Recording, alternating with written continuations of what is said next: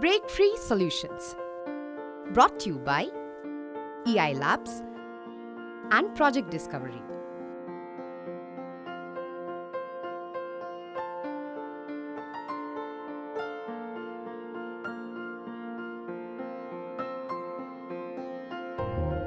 He have a spinal cord injury and he have a problem of shifting his goats from one place to another.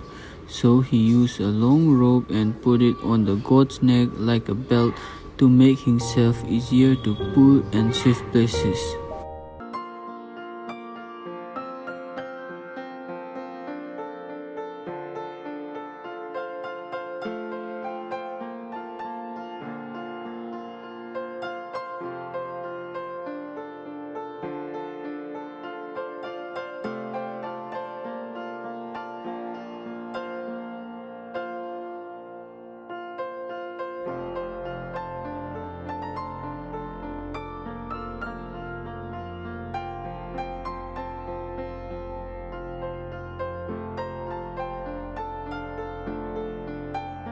Supported by Enable India and Google.